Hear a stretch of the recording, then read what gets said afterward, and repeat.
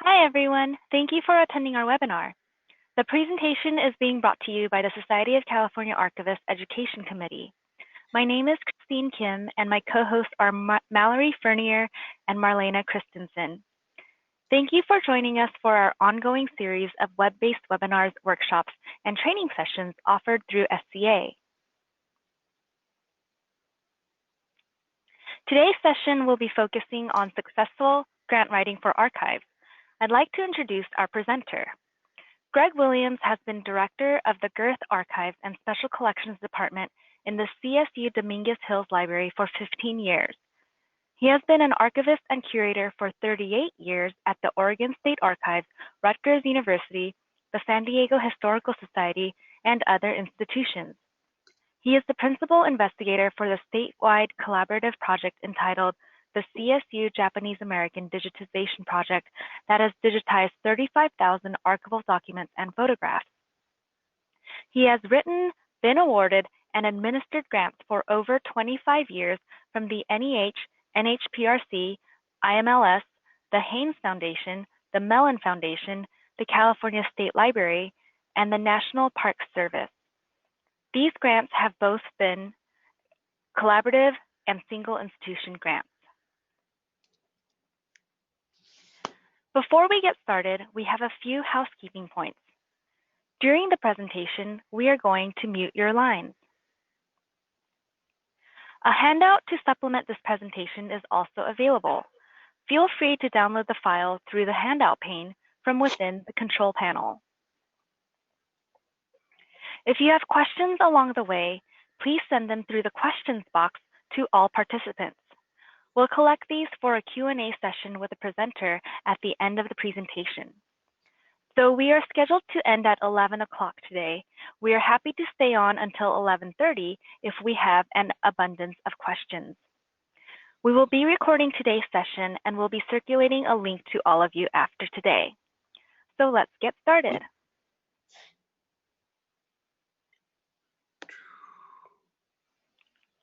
Are we here?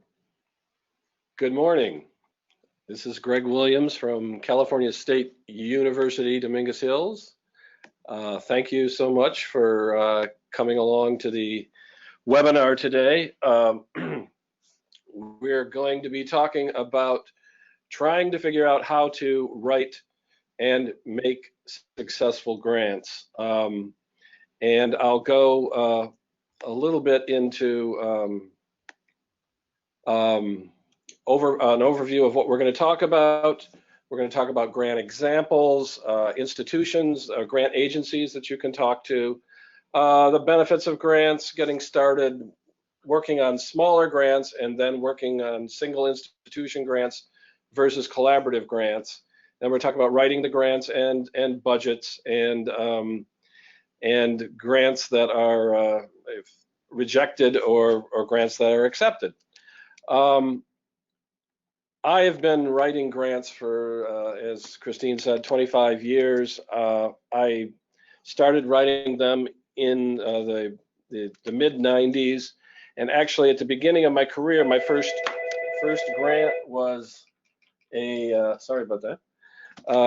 First grant was an NEH grant that I worked on for 3 years, and then the first time I started getting consciousness of grants was when my boss at Rutgers invited me to help him write the second year of a Department of Education grant, back when the Department of Education funded archival grants. So in the meantime, most archives will go after NHPRC grants or NEH grants, a number of other types of grants, but the main thing is basically trying to understand what it takes to write a successful grant and work on grants until you know exactly what you're doing. The main focus of my grant life lately has been the California State University Japanese American Digitization Project. We have received seven grants for over $1 million in the last 5 years, And basically, because Japanese American incarceration during World War II is historically significant, it focuses on a ethnic community. It has a good deal of researcher support and scholarly interest. And it's a timely topic, and that's why we were able to get that many grants. We're not rewriting every grant we get, but there's a lot of similarities to it. When you, as an archivist or librarian or somebody interested in getting funding for your collections, are interested in working on them, the first place you should look is the National Historic Publications and Records Commission. Next, you should look at the National Endowment for the Humanities. I would point out that the NHPRC has a budget of about $10 million for the whole nation. That's insane. And if you have the opportunity to write your congressman person, tell them to get additional funding for NHPRC. IMLS is a more difficult place to get grants. I'm currently participating in a collaborative grant with several other institutions that got IMLS funding, but basically for archives, it's got to be some kind of collaboration and well thought out program. CLEAR, which is a very good opportunity for archivists, the Council on Library and Information Resources, is a two-type grant, two-step grant. First, you apply, and they tell you whether you made it to the second round. If you make it to the second round, then you may get funded the next time or not. I don't know how many people are from California, but it sounds like a good deal of you are. It's always worth looking into the California State Library in their grants program. They currently have 3 or 4 that I know of. The one that I know most about is something we call CCLEP, which is the California Civil Liberties Grant, related mostly to Japanese Americans. And other places to go for grants are private foundations. There's usually a large reference book online or in hardcover that will show you foundations and local organizations and community foundation groups. Each community in each larger community has a community foundation. In Long Beach, where we're near here, there's something called the Navy Trust, which is essentially ends up being available to not a lot of organizations, but a couple of them. And so another area to go for archival grants is in-house with your own institution grants and institutional grants, which institute grants, which I've got a few of that way. So in NHPRC grant funding in California ranges from north to south. It's got the you can see from this list, there's all sorts of grants, and basically they deal with archival processing or digitization, and that's basically 2 of the main areas where grants are. There's also a large number of a small amount of grants that deal with experimenting and focusing in on certain things, topics of importance to archivists. This is a collection that we found after it had been picked up by the owner, the current owner in that photograph, on Craigslist, and it's resulted in 3 grants for us. That's mostly photographic negatives in those bags and boxes. In 2014, NEH funded the first small planning grant for CSU JAD, and this is a photograph of all the participants, which included very serious scholars, activists, IT people, and archivists.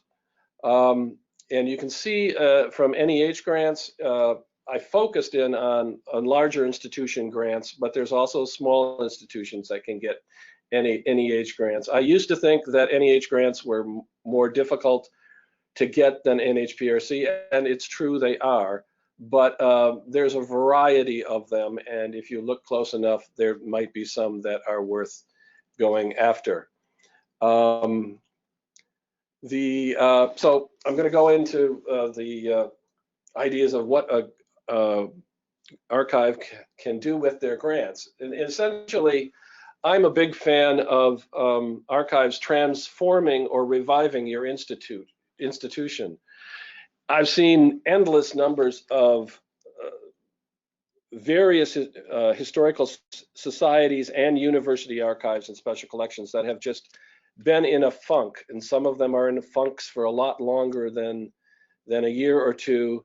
And sometimes it has to do with not hiring an archivist. Sometimes it has to do with folks just don't know what to do with an endless amount of material at a historical society.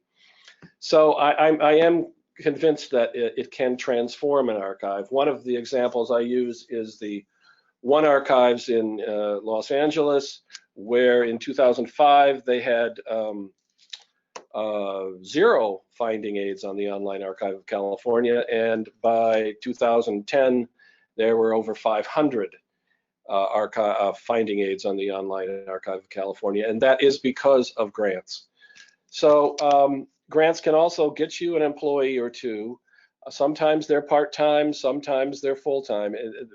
The main thing I want to stress is get full-time employees, so you can process your backlog with it. You can start or continue your digitization efforts, and you can free up non-grant staff to work on other projects. It also gives archivists the confidence that they're on the right track, that they know what they're doing.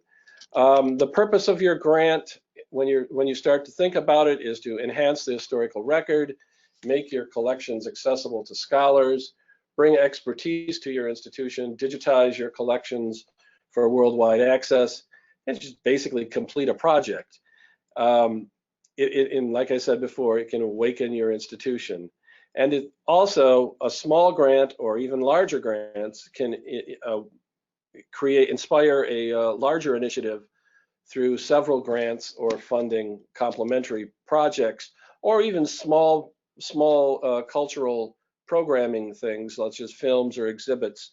Not every single grant is a one-off. It goes on. So I'm going to tell you what a grant can't fund.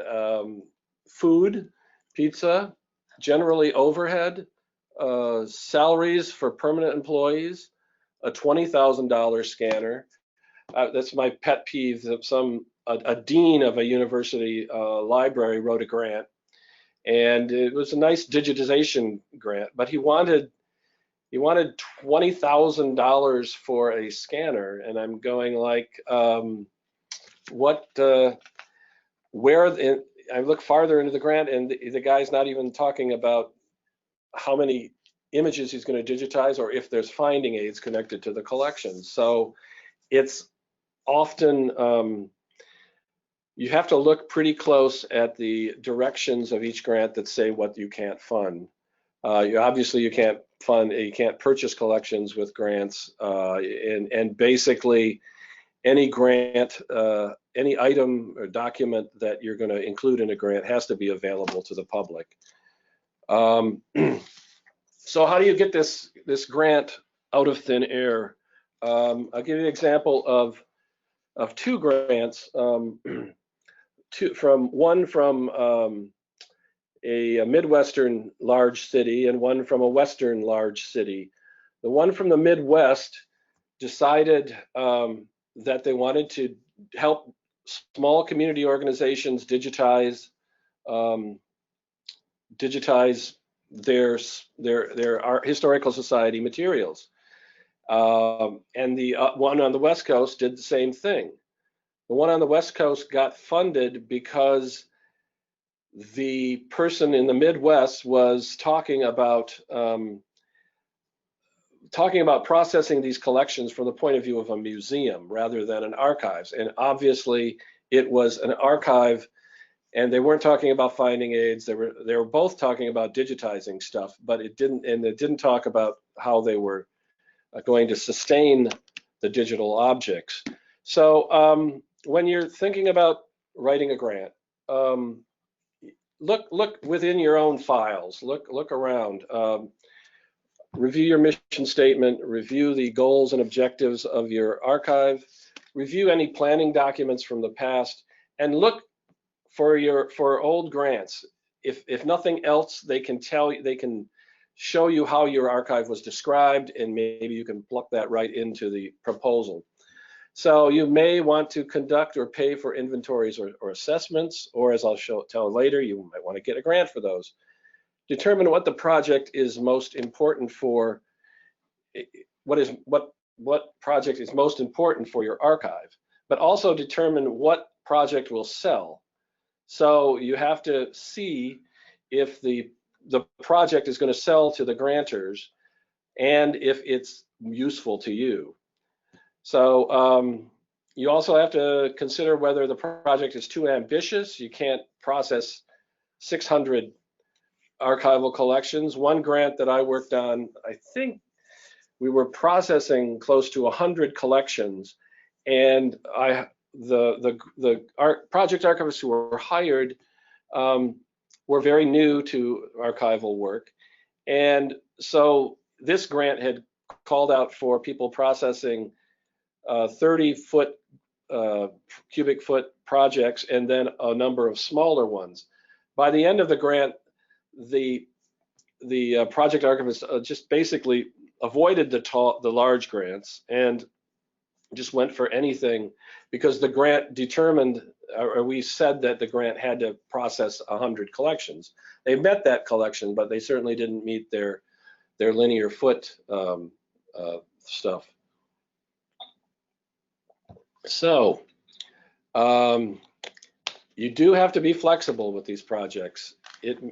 Proposals evolve, and it may take 2 or 3 years to get funding. So who do you connect with when you're thinking about writing a grant? First of all, if you're in a smaller institution, you got to talk to your boss or other staff you need to support the project. You have to talk to finance and HR people, relevant bureaucracies in a larger institution such as foundation offices, grants offices, advancement, etc.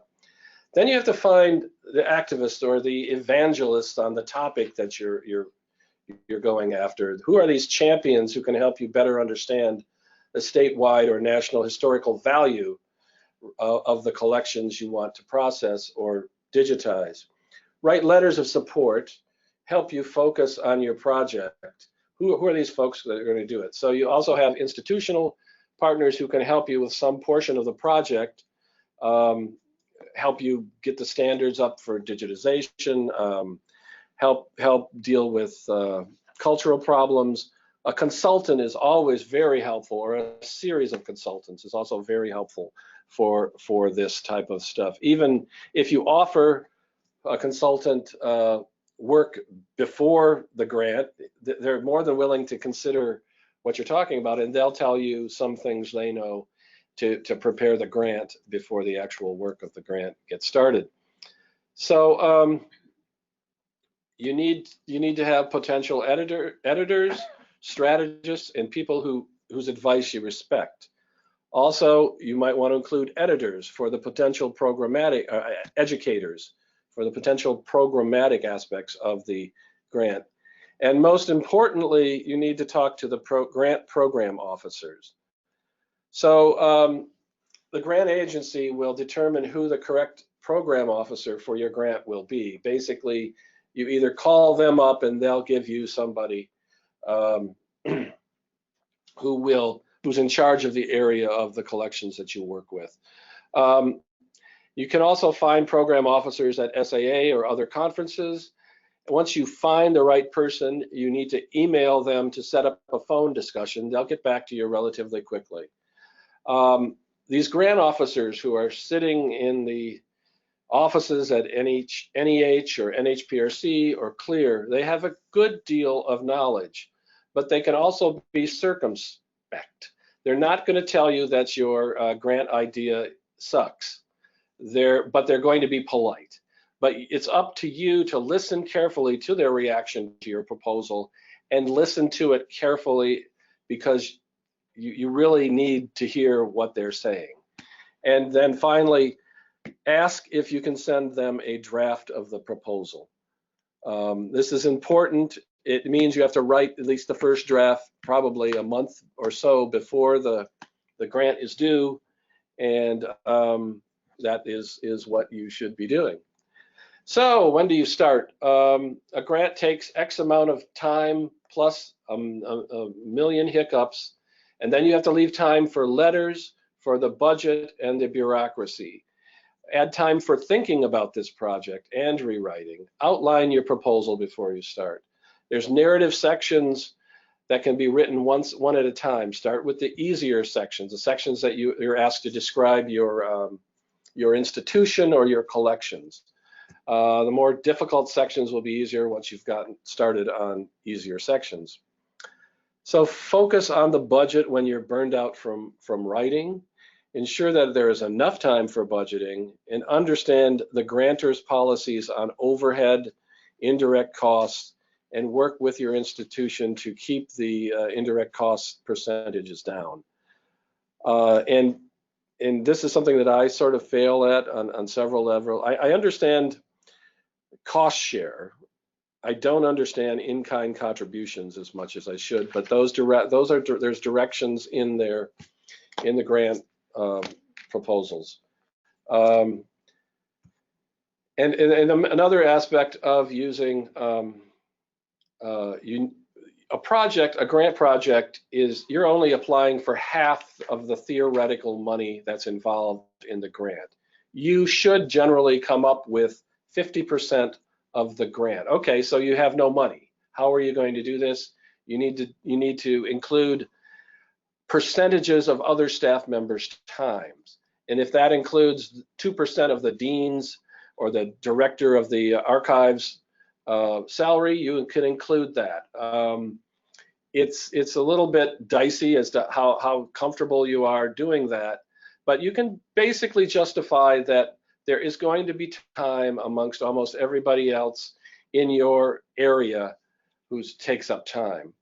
And ideally, it's time to start have conversations about the grant 6 to 12 months before you actually decide to do it. And writing should be a process of 2 or more months before the grant is due. First draft, like I said, 4 weeks before the proposal is due.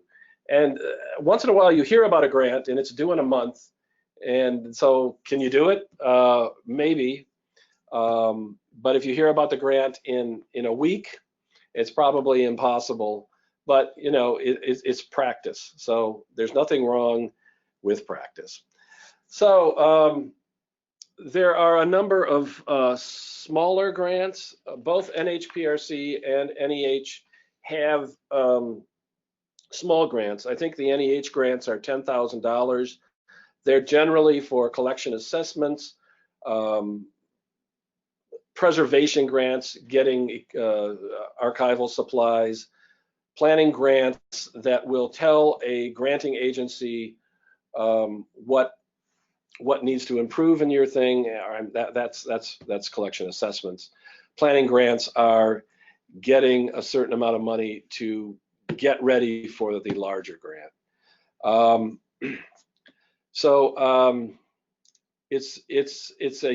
Writing these small grants are a useful way to work out the kinks of administering a grant. For instance, one place I wrote a $6,000 grant for shelving, and as much as it didn't use all the shelving in the institution, and I purchased used shelving, appropriate used shelving, but the institution that I bought the stuff for, that I got the grant for, it really felt like an archive after that. So it's important for that. And collection assessments, let me repeat, they tell the granting agency the challenges that you or your institution have, and they will appreciate that, and they will be much more convinced to give you that $10,000 or $20,000 to start off the the trip to making your material accessible and preserved. That's that one. So I want to talk a little bit about single institution grants, grants which are focused, just you writing a grant, going it alone. Most of the processing grants are still available. Digitization grants are fundable. A combination of both are fundable. You need to determine, once again, what your archive's most pressing needs are, and are those sellable? I'm going to repeat that again and again and again. Are your collections important nationally or even statewide? You really need, even if you don't feel like your collections are nationally important, you have to sell them that way, because on many levels, many collections have a national importance. You need to emphasize the diversity or uniqueness of the collections. Should you start a grant, a planning grant, should you start a planning grant or a full implementation grant? That's really up to you, but when you probably talk to the project officers, they're going to say go with a planning grant first. Doesn't mean you have to do it. It just means that a planning grant will put everything, make everything ready for the full grant. The first grant that we got for the CSU Japanese American Digitization Project was a planning grant. All that consisted of was making 600 records available from our 6 partners at the time. We now have about 22 partners. The other thing was having that panel that you saw a photograph of earlier. That led not only to a full implementation grant from NEH, but it also led to a full grant from the National Park Service. So they can be helpful. Will the proposal ensure your collections can be seen by more scholars, students, and the public? Ask that. Sometimes adding educational components can help. Exhibitions, symposia, workshops.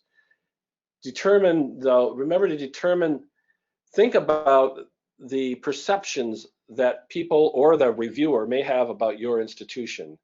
For instance, they may say they're too small to pull off an informed and competent grant project. Or they may say they're so big they don't need the grant money. That's a challenge that you need to play around with, and it's relatively easy to come up with the words to inform how important that is. Collaborative grants.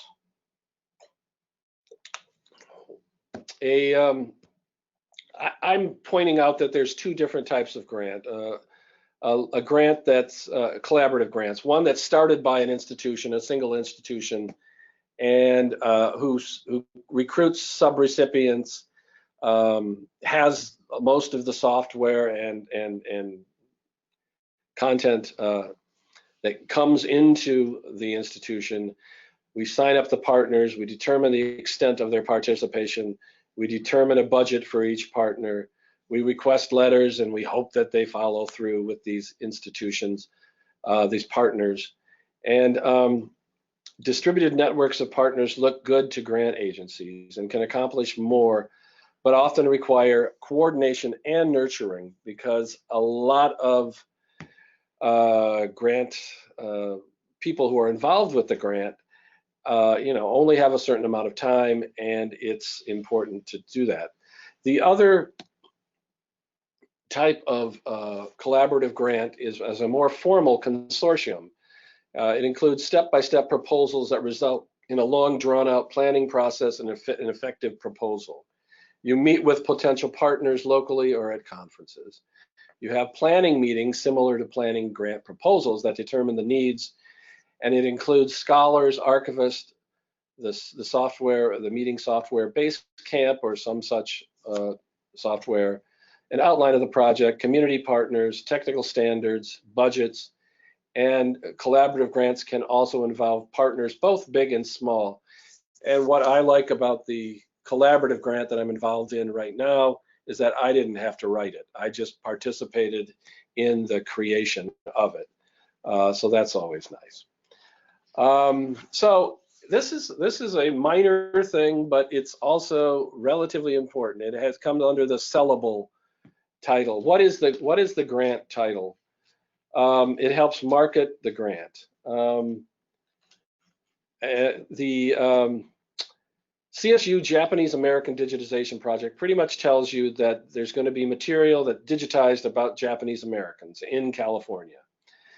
The New Jersey Healthcare Collection Project tells you it's going to be about healthcare in New Jersey. The California Border Region Digitization Project, basically when I was in San Diego, that project included, we decided, it was a collaborative grant, we decided that anything near the border, mostly related to photographs, could count as something under that umbrella. And sure, every photograph in San Diego is near the border. So the New Jersey Economic and Transformation Collection Project is just a really ugly grant that I guess I started in the late 90s. Ugly title. California Explains the Ocean, or California Explains the Ocean, Explores the Ocean, I'm sorry. This grant included photographs of the beach at San Diego. It included statistics on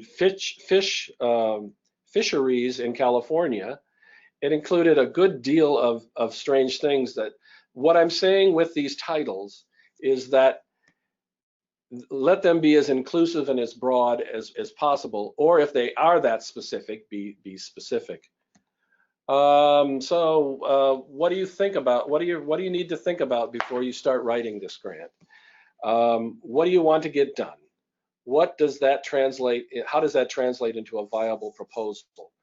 What is the historical context? What is the unique about the history of the collections that you want processed or digitized?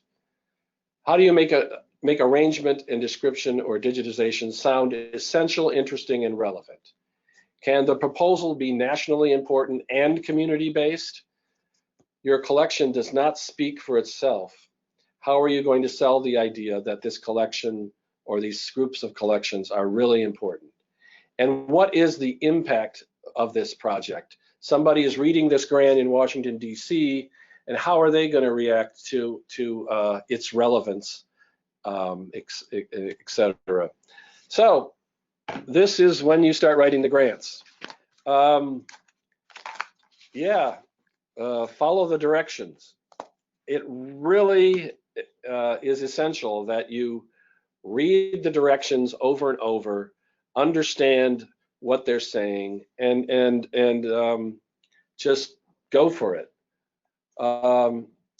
Here's a sample of NEH directions. Notice the words that are in there. Justify, discuss, explain. Provide a clear conceptual vision. Provide evidence. That's just 1 or 2 paragraphs from NEH directions.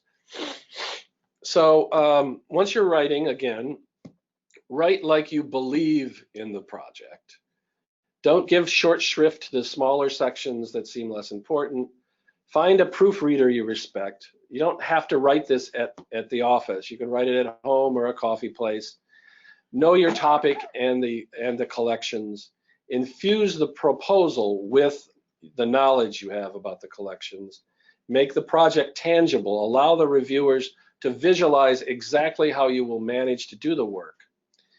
And if the grant requirements limit the number of words in the proposal, be prepared to be frustrated and kill your favorite sentences. Or, in other words, word limits suck. I say this because many grants have limited number of space words that you're allowed to do it. Not everyone. An NEH grant can be 10, 15, 20 pages. NHBRC could be 12, 15 pages. But other grant agencies don't want you to tell the story of your institution. They don't want to hear about your life story. They want to know just the brass tacks. And so this is essential that you know how to write a grant, and then you know how to get rid of the excess wordage in it. So the proposal, I'm going to go a little bit over this. These are basic segments within either NEH or NHPRC. You're always going to have a project summary, just basically summarize what the purpose and goals of the project are, the significance of the history, and this is where having history classes and knowledge about history comes in more than an understanding of metadata, which is extremely important, but you need to have a grasp on the history you're talking about. You need to tell the granting agency where this idea came from, how long these collections have been hanging out in your archive. You need to talk about, you need to describe the grant collections, which you should already know how to do. Potential and previous uses of the collection. How has this collection been used previously? It seems sort of counterintuitive to talk about how's this inaccessible collection been used before. Well, you got to come up with it. Certain teaching tools, it's been taught in class, other people, researchers have tried to use it. Then you got to talk about the standards involved, the FAGI standards, other technologically important standards that you're looking for. Another important, though small, aspect of most of these grants is the sustainability of the project. How are you going to sustain these digital objects? That's very serious stuff for grantors these days, and even if they don't know the answer to it all the time. Personnel and staff, sometimes the main aspect of this grant is to get an employee for a couple of years. And then you also need to explain what your qualifications are and what other people in the department or the library or the historical society, what their qualifications are. They're very serious also about the project deliverables, which at the end of an NHPRC project, they'll send you a letter stating the 8 or 9 things that you need to accomplish with the grant, and they say something like you have to accomplish 70% of them. I wouldn't not accomplish anything unless it's an experimental grant. There is one instance where on one of our grants we're going to look at a set of data and then look at another set of data and try to compare it. We have no expectation that the conclusion that we told the granting agency about is going to allow us this understanding of the data, but it might. So who is going to participate in this project? How is the public going to get access to your grant? How are you going to disseminate the project results? Are you going to have public relations? You're going to have newspapers. You've got to know that when a new grant is funded, they want you to send a press release out stating what a wonderful project it will be. They don't care about it when it's being run. They don't care about it when it is, but when it's first there, they want to do that. So at the end of each grant, there's a supplement and appendices of various things. They'll need 2-page resumes. They need a chart of activities. They're going to need sample documents and photographs of the collections. It used to be that you could put like hundreds of pages in a proposal. Now they're down to about 20 pages of publicity or photographs or a timeline and such. So, and here's an overview of the history that we're dealing with when we talk about Japanese American incarceration during World War II for an NHPRC grant last year. Now, getting to the budget, you really need to figure out how much you're going to spend. Personnel salaries are the most of that. Budget benefits can range from 0 benefits to 13% to 46%. So you got to take that into account. When you're hiring a full-time person at a university, it's going to be, in the 40% benefits. When you're hiring somebody at a historical society, it could be 25% benefits. You have consultant costs, and you have travel if you need travel in the project. It's always fun to get archival supplies in a project because archival grants have sort of gone away from processing. They're not as likely to fund a lot of stuff, but they will once in a while. And equipment, I don't think you can go more than like a $2,000 scanner or a $1,000 computer, and sometimes I think it's just better to stay away from that. Cost share and in-kind expenses, that's your homework to figure out. You've got to figure out the overhead, what the grantor allows and what the institution you're at, especially universities, insists that you take out of the grant for their overhead.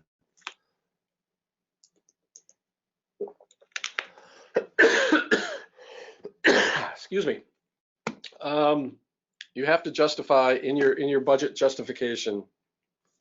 You have to justify each expense.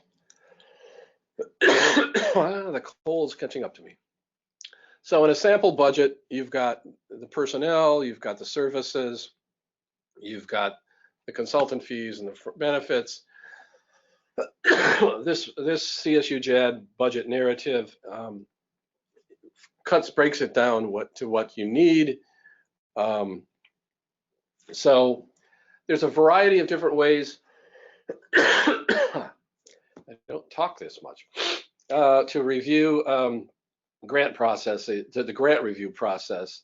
Sometimes a draft can be reviewed. Sometimes the granting agency, especially NHPRC, will send you the reviews before the final review of the grant. So that essentially that means in California, you may get 10 different people talking about your grants. And in that instance, sometimes grant reviews are total malarkey. It's just, and sometimes they contradict each other. You need to take note of the comments. You need to take note of the criticism that is repeated.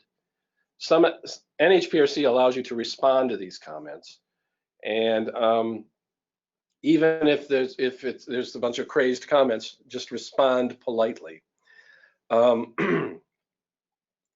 And I would encourage all of you to volunteer to any NHPRC or NEH or other grant agencies to review grants. It will teach you a good deal about that. Even if the grant is funded at the end of the project, ask for the comments. And if the grant is rejected, definitely ask for the comments. So if you get the grant accepted, congratulations. Now you have to do the work. You need to get your financial accounts in order. How does the agency disperse funds? Start the hiring process immediately. Notify partners, notify public relations people, start hiring project archivists and the staff. If you get rejected,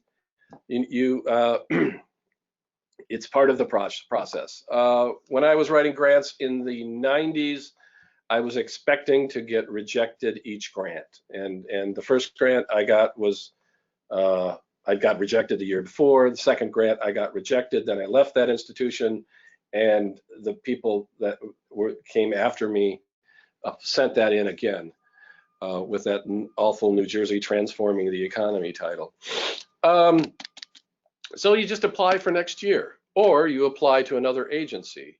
There's a number of instances. I know I was on a granting panel, a review panel, and I read a grant from a California institution that was like third or fourth best in the 17 grants that were available, and I thought it was second best.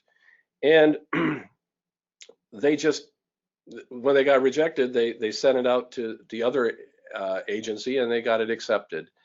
One instance in where I was applying for an NHPRC grant, another institution was going to apply for that exact same grant, but they couldn't get it done in time. But then 2 weeks later, the NHPRC grant was available, so they ended up getting an NHPRC grant. Like I said before, ask for reviewers' comments, ask the program officer for assistance.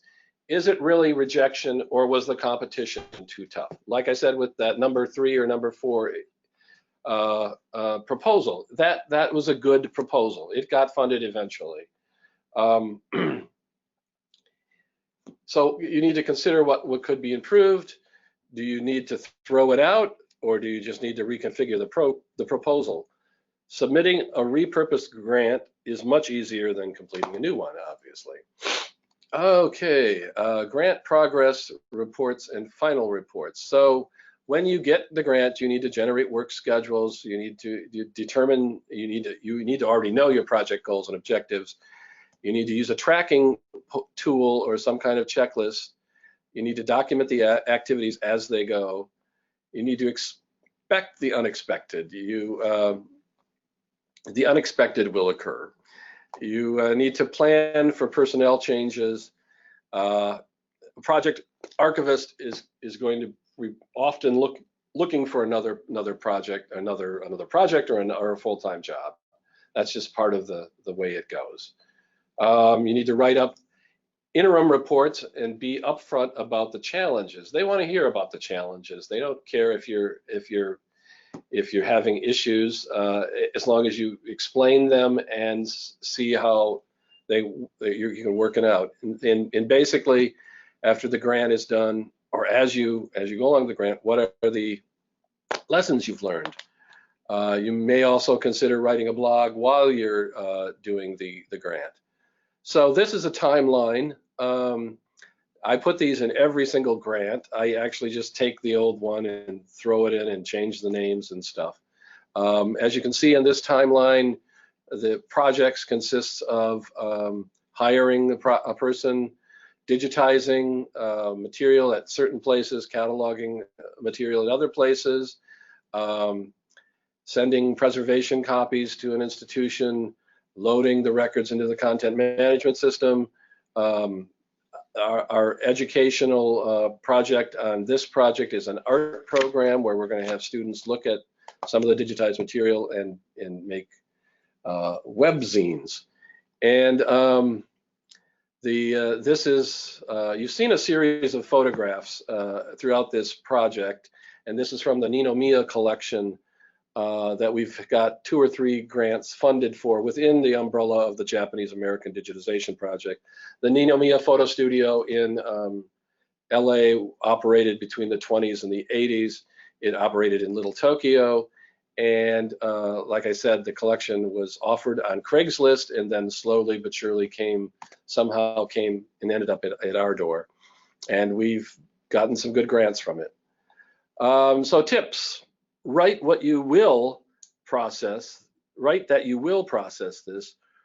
You will digitize this. No wishy-washy language. Give the impression that you know what you're talking about.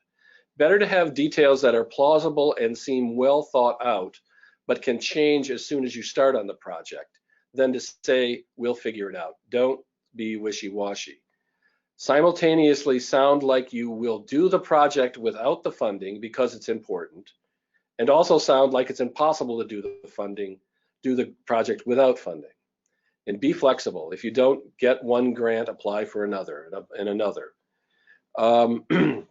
Here's some references. I really haven't seen that many sources, articles on grants, but you know, the best thing I would recommend that you can do is go look at some of these examples on NEH or NHPRC or CLEAR. CLEAR recently did a webinar. It might still be up for their deadline in April. And I want to thank everybody who was involved in this. Thank you, SCA and Christine and Mallory and Maureen.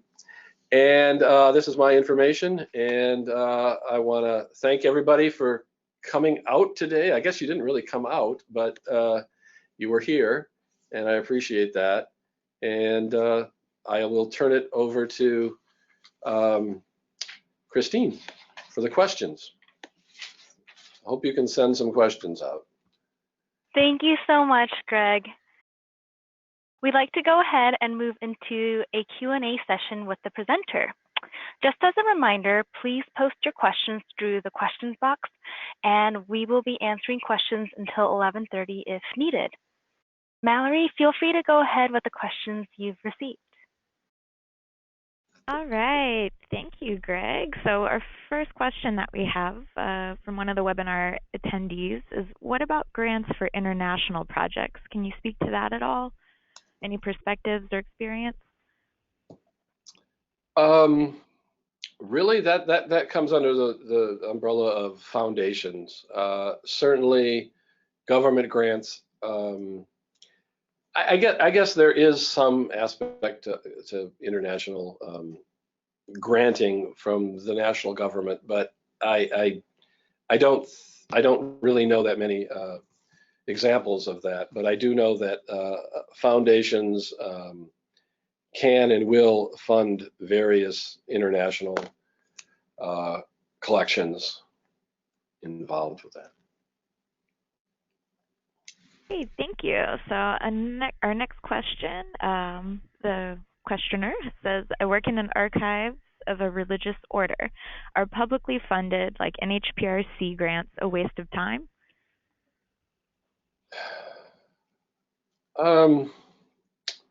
I don't think so. I think you need to talk to the program officer about the grants.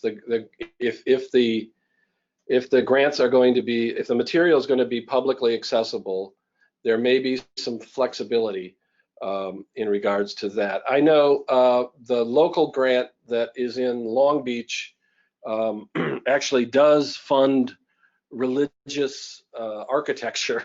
It's not an archival thing, but there's less definite rules relating to that. But I would suggest contacting them, and if it's just for your institution, there's probably less of a chance that they'd be interested than some kind of collaboration grant that deals with materials as a whole. And I may well be off on this. I just I don't have that much information, but I generally see publicly accessible material having more of a chance. Yeah. Great, thanks. All right, so the next question asks, if my current role doesn't include opportunities to get any practice writing grants, can you recommend other ways to get this experience? Yes, go ask a smaller historical society, work around that, and then look for the smaller institution grants on NEH, and there's also a new one on NHPRC. I actually got a lot of my education and grants from working with that institution that had 0 finding aids, and then it ended up having 500. That was really great practice. I had a full-time job at the time, and so and sometimes you just have to do it on your own. You can, I don't know if it's a fun thing to do on a Saturday night, but you can go out and get practice and your own experience by seeing if you could basically follow the directions and do that. But I mean, there are so many small to medium-sized historical societies around that would welcome even a grant to have an appraisal, not an appraisal, an assessment of the collection. So yeah. All right, and our next question asks, do you have any suggestions for pursuing smaller amounts of money for very limited projects? For example, if we have a small collection that needs to be digitized but doesn't amount to $10,000 of work. I don't even know if that comes under the aegis of a smaller institution grant. It could. I don't see why not if you make a good enough case for it. But the key for you would be start talking around at meetings or conferences find other people with similar collections, or and go in on a collaboration. That said, check out the California State Library. They used to do small digitization grants with their Lista grants. I don't know if they're still going after that type of thing anymore, but it's worth checking out the California State Library grants area. But for the most part, you know, granting agencies really like collaboration grants, and so you have, you know, you're going to digitize. We have 22 partners in CSU JAD. One of them's a public library, one of them's a small local historical society, one of them is a museum in Eastern California.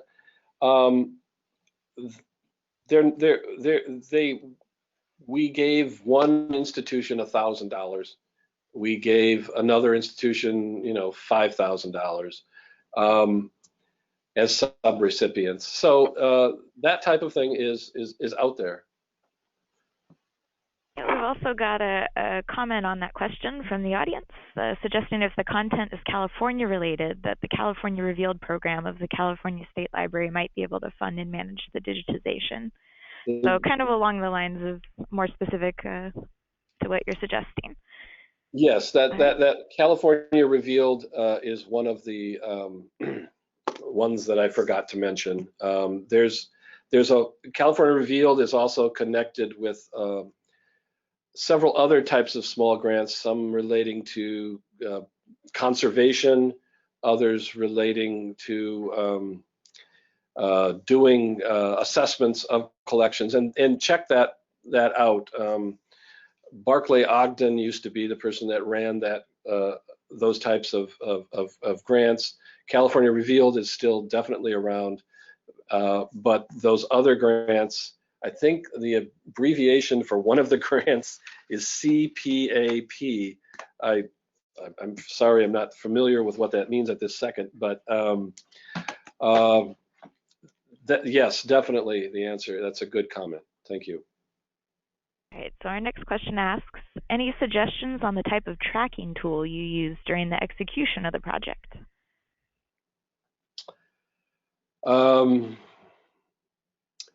Let's see. I don't use much of a tracking tool other than Excel spreadsheets. I basically handle grants by the seat of my pants, and I think that some of my project people have generated schedules for work and other things, and definitely I would very much encourage the use of Basecamp or whatever the current iteration of that type of meeting software is for communicating with your grant partners. So tracking software, I'm sure there's something out there that's commercial. I'm not familiar with it, but Excel will work. All right, so someone else asks, how do you volunteer to review grants? I have a employee who may have met somebody at SCA or SAA, but the main thing is just to call them up. And NHPRC sends stuff just sends stuff to you, so you don't go anywhere. NEH, you go to Washington, D.C. The small grants, it's all done online. I did some IMLS grants, and I did a few other things. So just contact the information, and they'll put you on a list.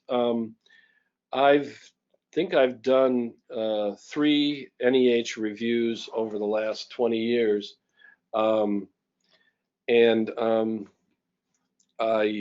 they don't let you do it. You know, they give you 3 or 4 years off. They don't let you do it every year. But there's more than enough agencies out there that are looking for people.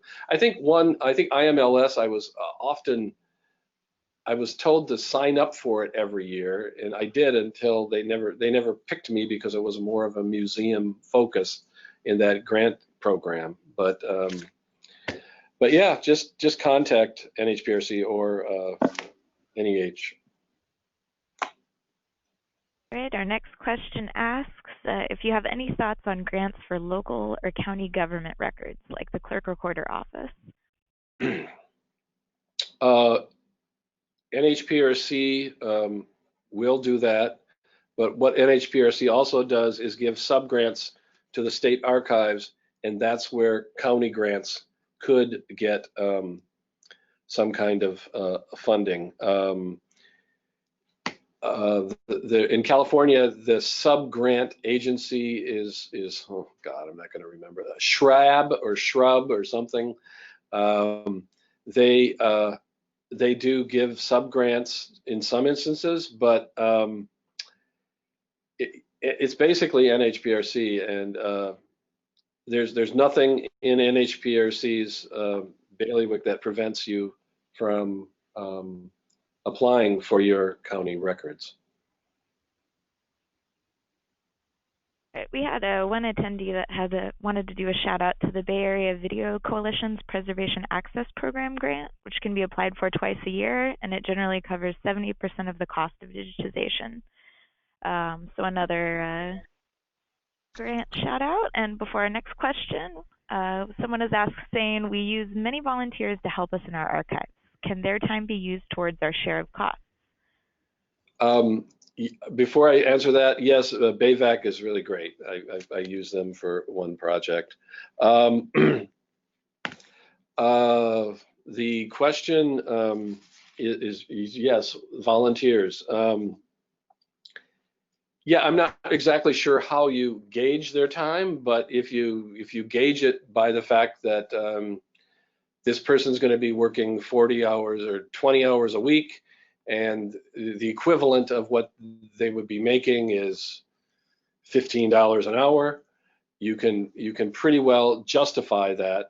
You may want to ask the program officer something about that, but I've seen many grants that include volunteers on that, because we're talking about historical societies that are basically very small institutions that have great collections. And if there's one thing that I get on my soapbox about, is that I would like to see more small institutions get these grants. The problem is that the grants often are not competitive, and because they're the people running the local historical society don't know all these rules and that stuff. It's not that they can't do this, it's just that it's something that's worth pursuing. All right, our next question asks, are there any important and or up-and-coming trends in grants for archives and special collections that you can foresee? Wow. I started to see the grants of the trend of collaborative grants on similar topics when I first noticed a grant. I think it was a clear grant or it's just anything related to water rights in California. And so I think the trend can be topical. The Japanese American incarceration during World War II is sort of an easy thing to come up with, but it's in the records are scattered all over the state. The environment, like I just said, is a good topic. So I think it's more topical. I'm not really that familiar with what other trend lines there are for certain specific types of grants. I would recommend that you all go look at the grant examples on the NEH page.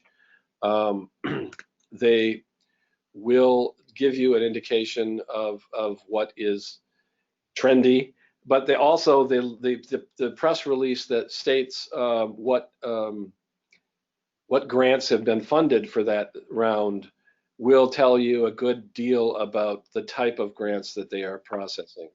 And the thing about NEH is that there are so many different segments that sometimes you might consider looking and see if there's an archival component to it. About 9 years ago, I got a digital humanities grant from NEH. It was only $25,000, but it focused in on creating a website for a group of a collection relating to tradeswomen, women in non-traditional trades, and they were very happy to have us talk about it and show it to them. And they didn't fund the next round, but they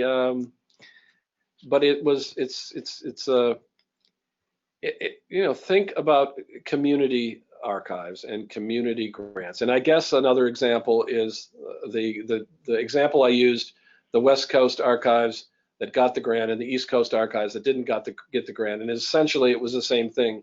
Sometimes it was the same ethnic groups they were going at the archives of similar ethnic groups that they were going at. So yeah, community groups, but also current events with, I say current events, but I also mean when current events happened before. For instance, in the imprisonment of children on the border, that has similarities, and we've stated it in some of the grants, to the Japanese American internment or incarceration during World War II. So look at current events and see how history is repeating itself or not repeating itself or has a different variant to it. So, yeah. Great, that's very insightful. That was a great question. Do we have any other questions out there? Kind of a last call for questions. And thanks so much, Greg, for being willing to stay after to make sure we answer everyone's inquiries. Oh, you're welcome. And thank you, everybody, for coming out. So, all right, anyone else? Final call, and then I'll pass it back to Christine. All right, I think we're good on the questions end. Great. Thank you, Greg. All right, thank you so much, Greg, for taking the time to share all your insight into the plethora of grant writing experiences you've had. And thank you, Mallory, for managing the questions. Thank you, everyone, for taking the time to participate in today's webinar. We'll be circulating a link to a recording of this webinar as well as the slides. Please feel free to pass on this information to your colleagues. Finally, if you have a minute to spare, we'd really welcome your feedback through this quick survey. That link will arrive in your inboxes shortly. If you have any suggestions for our next webinar, please feel free to weigh in. Thank you all so much.